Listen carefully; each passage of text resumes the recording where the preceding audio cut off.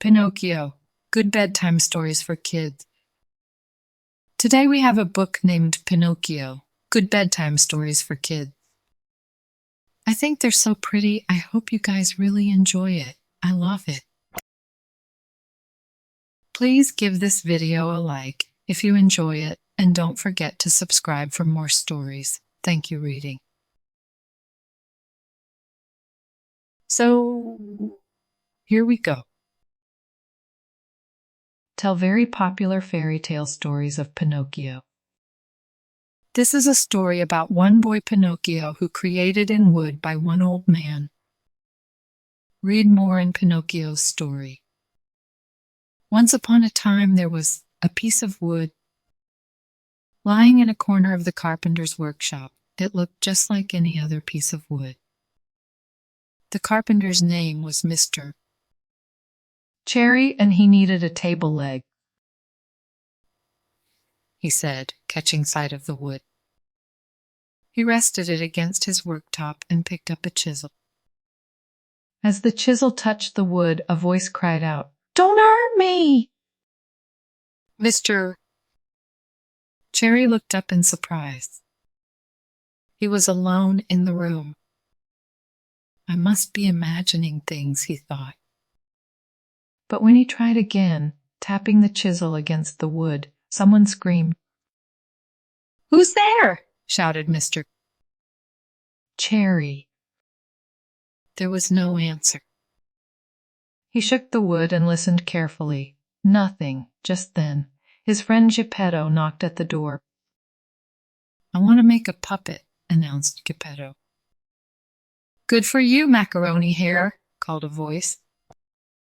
Geppetto went red in the face and glared at Mr. Cherry. "What did you say?" he shouted. "It must have been you," said Geppetto. "There's no one else here. But give me some wood and I might forgive you." Mr. Cherry was happy to get rid of the strange piece of wood. The wood had other ideas and jabbed Geppetto in the tummy. "How dare you!" Geppetto shouted, almost losing his wig. He grabbed at Mr.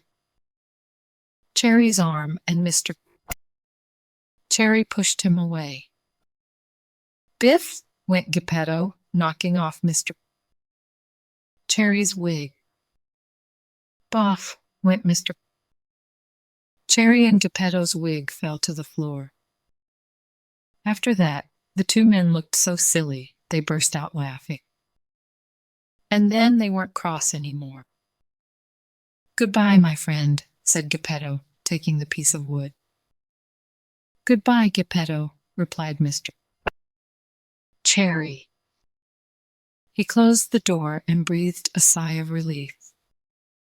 Geppetto strolled home, clutching his piece of wood.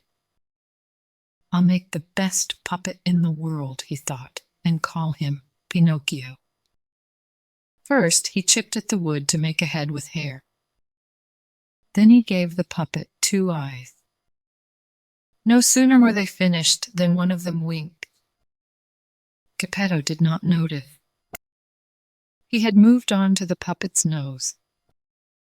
As he smoothed it down, the nose began to grow every time he chopped it off. It grew again, longer and longer.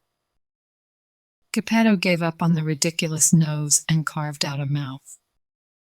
Before he'd even finished, the mouth laughed. "What's so funny?" asked Geppetto. Instead of replying, the puppet stuck out its tongue.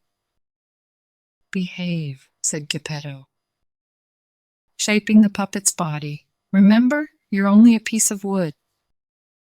But when the legs and arms were finished, a hand reached out and snatched Geppetto's wig.